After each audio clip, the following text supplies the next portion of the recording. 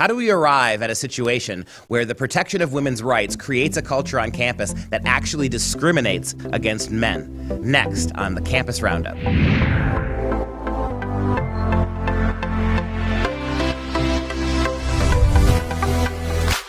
Hello, I'm Dr. Duke, and this is Campus Roundup at the College Fix.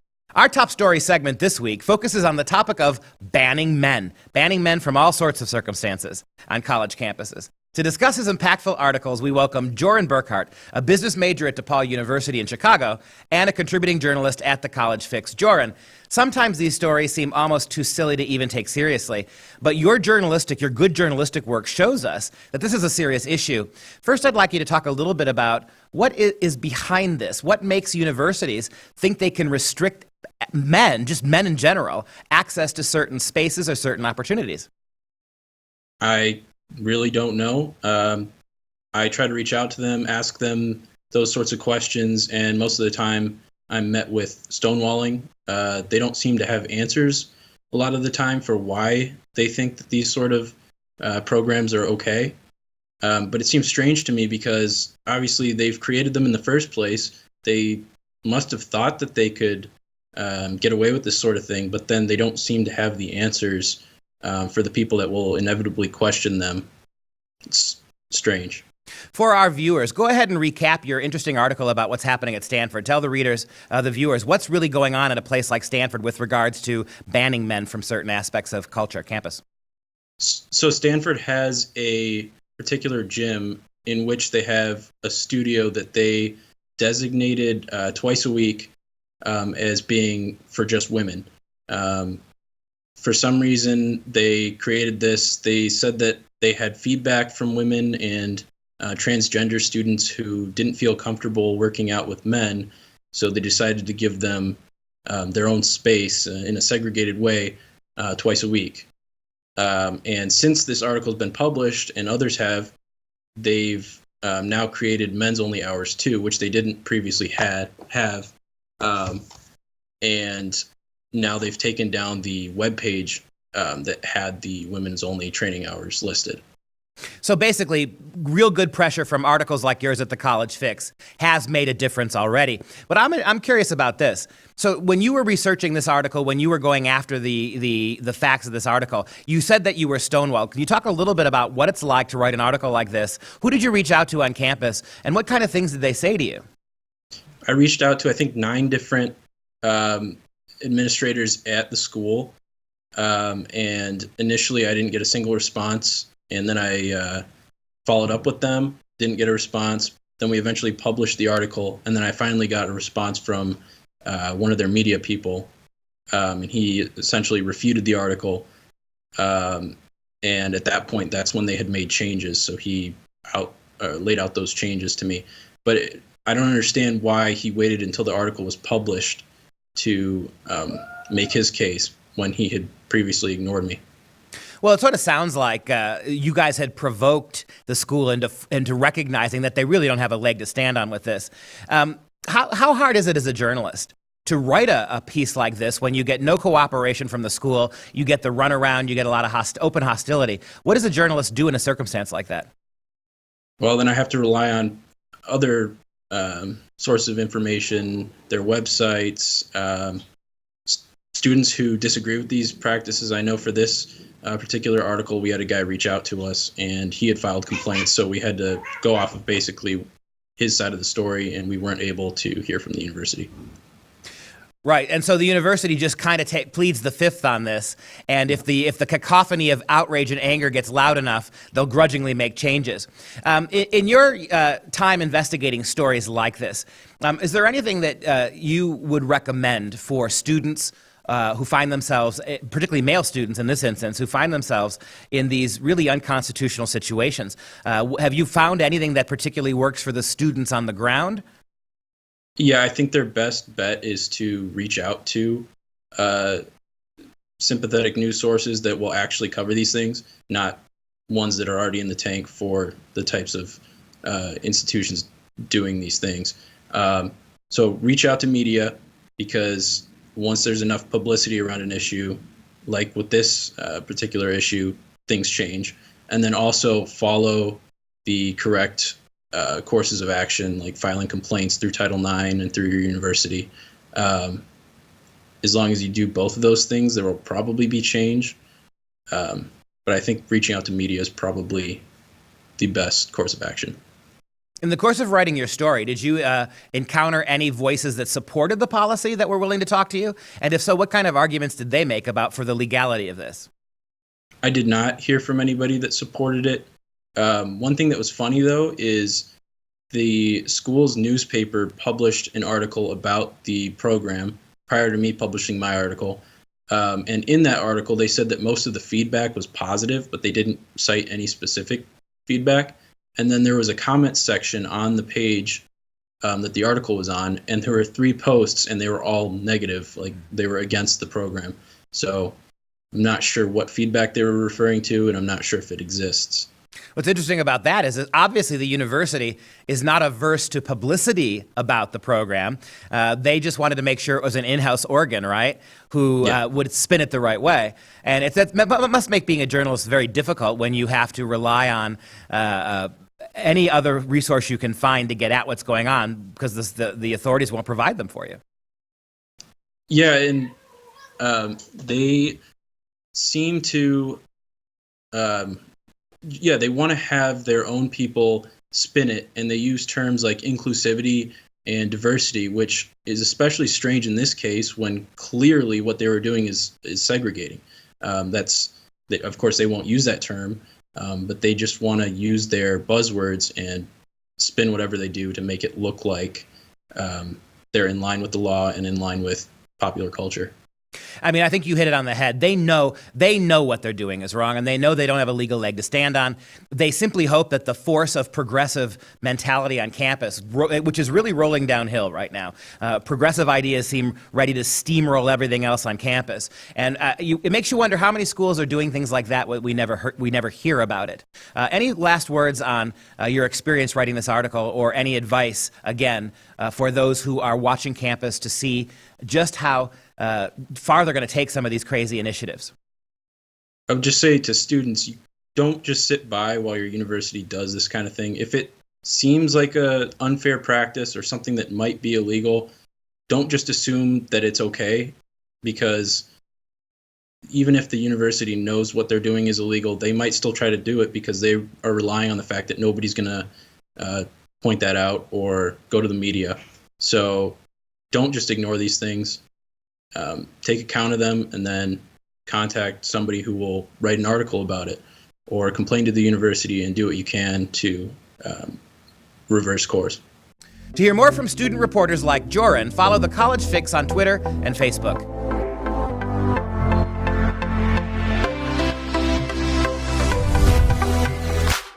Time now for Talking Campus, our weekly discussion with members of the College Fix editorial team.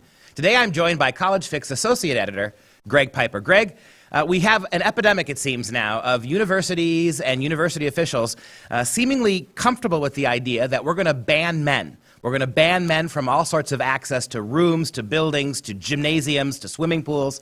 Could you talk a little bit about what makes university administrators think they have the right to ban anybody from anything? It really goes down to trying to create a safe place or a safe space for certain people whom they consider marginalized. We've mostly seen this with regard to women who feel uncomfortable with the presence of men around, to the idea that someone's going to flirt with them, or they're just going to be kind of intimidated by the presence of someone with testosterone or who behaves in a kind of stereotypically manly way. And they've raised this issue before. They've said, we're uncomfortable being here if men are going to be here. Can we have some set aside hours maybe, or can we have an entire space to ourselves so that we feel comfortable studying or socializing or doing anything else of this nature?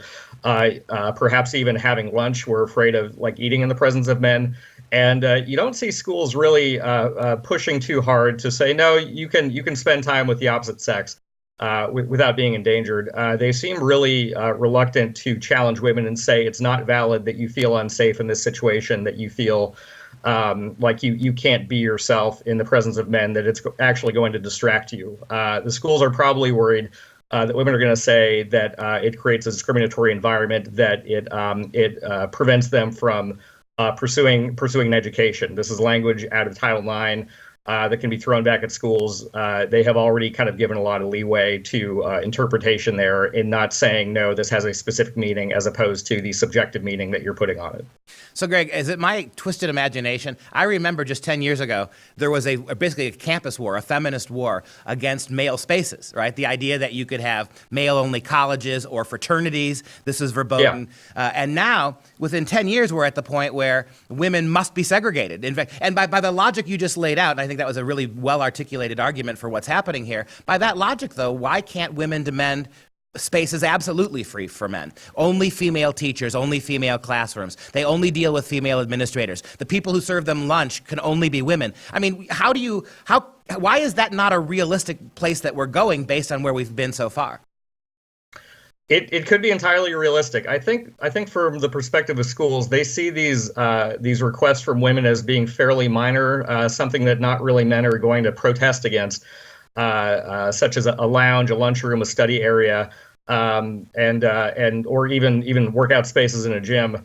It's just not seen as something that's really going to draw a lot of negative attention that people are going to fight back against. I think they're relying on the goodwill of society, which has historically seen women as needing some spaces of their own, as needing protection from men, because men can threaten them, can be scary.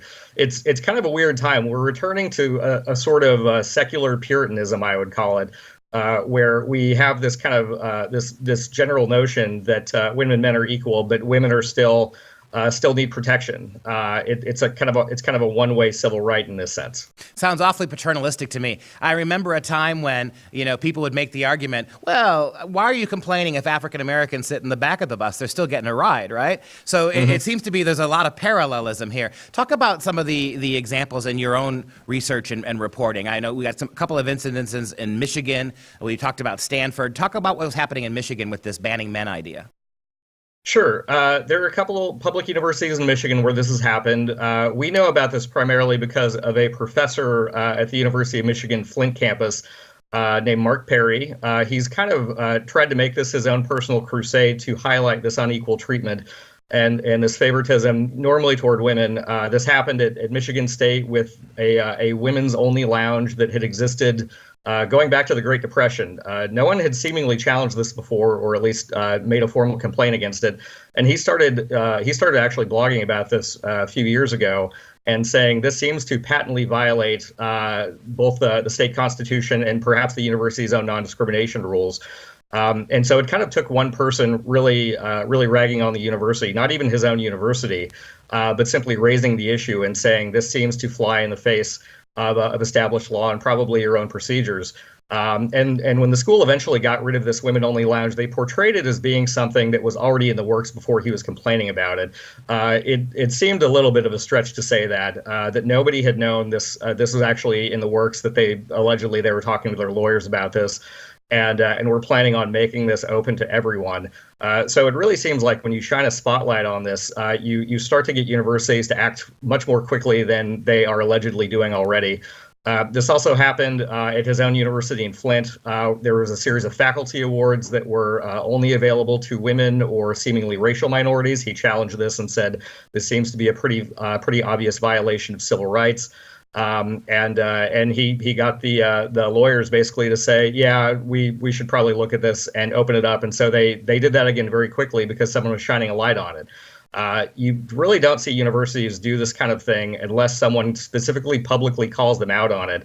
And they'll respond pretty quickly in that sense and just kind of forget what happened. But they will always justify it on the sense that this is needed to make people feel safe, to recognize the work of people who may not otherwise be recognized. In the case of the faculty awards, they can always come up with a justification, but you really just have to challenge them in public, and they'll start equivocating.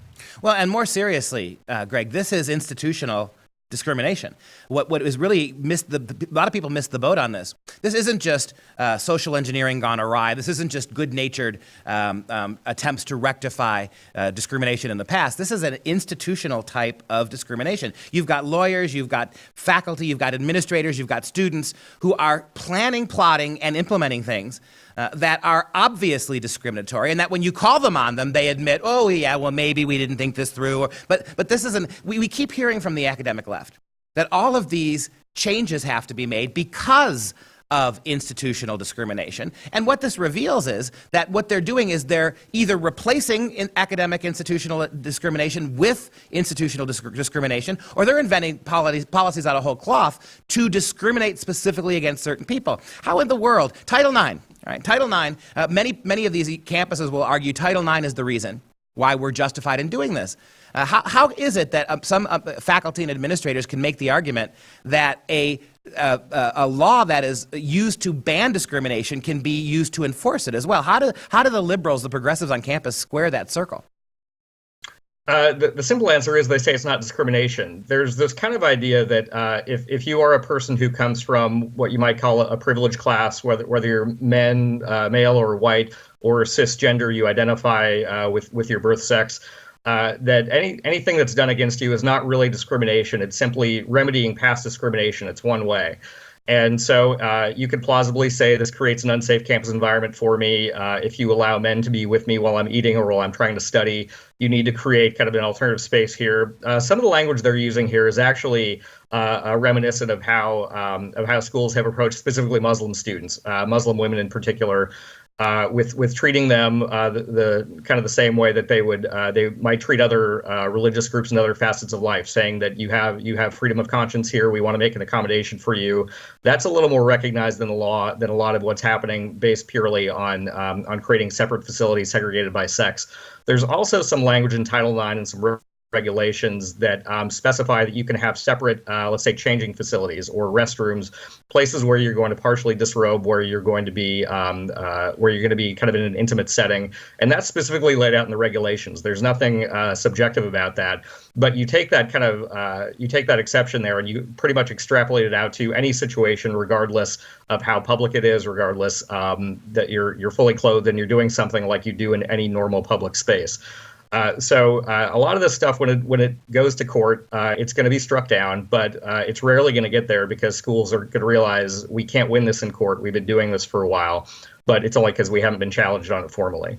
That's an interesting codicil, right? That maybe there is, under law, a religious exemption. Although it's interesting how you square the circle again of private lunchrooms for women who wear hijabs, and the fact that so many campuses have been going after Bible study groups on campus, or kids who want to read Bible studies in their dorm rooms are being forbidden for doing it. Christian groups are being forced off campus. Again, it's kind of a institutionally discriminatory refusal to apply the laws equally, however they interpret them. But be sure to stay up on all the latest news and information from the College Fix editors by joining us on all of our social media platforms.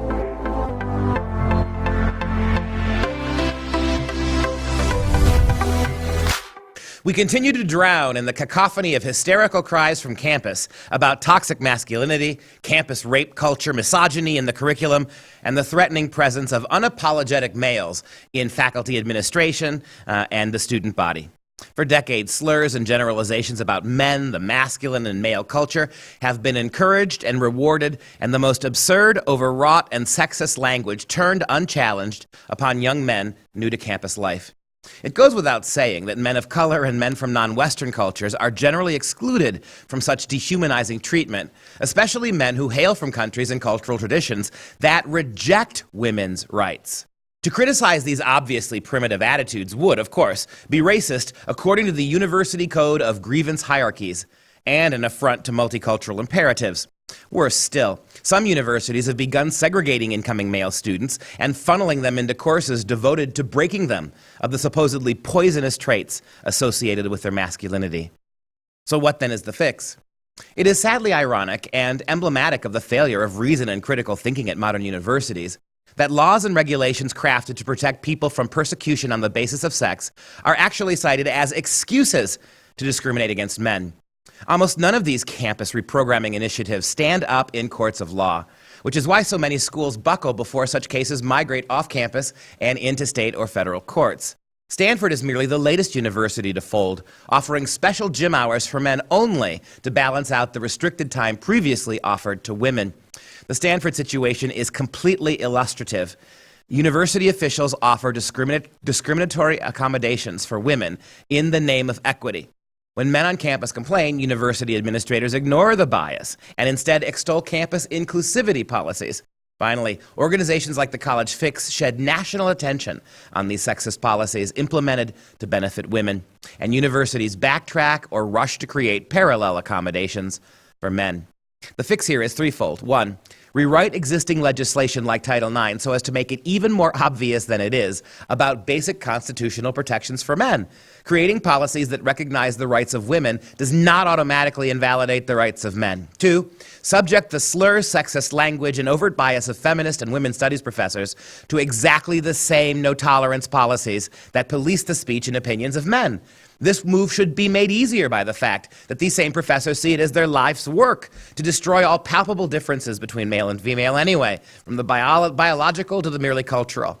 And 3, punish in a meaningful way university administrators and faculty who implement programs, teach courses, or alter existing facilities expressly to discriminate against men.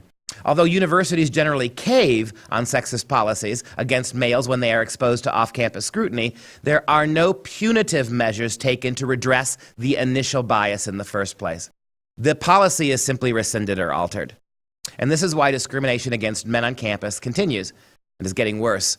The perpetrators face no consequences for introducing such bias, and in many instances, male students do not fight back at all, leaving in place discriminatory policies. In every other instance on campus, those who incite or abet bias are harshly rebuked and held accountable, whether they repent of their actions or not. It's time to hold academic feminists in the classroom and the administration to the same standards of justice and retribution. Real equality between the sexes demands it. And that's the final fix. I'm Dr. Duke. We'll see you next time. For more videos and original articles, visit thecollegefix.com.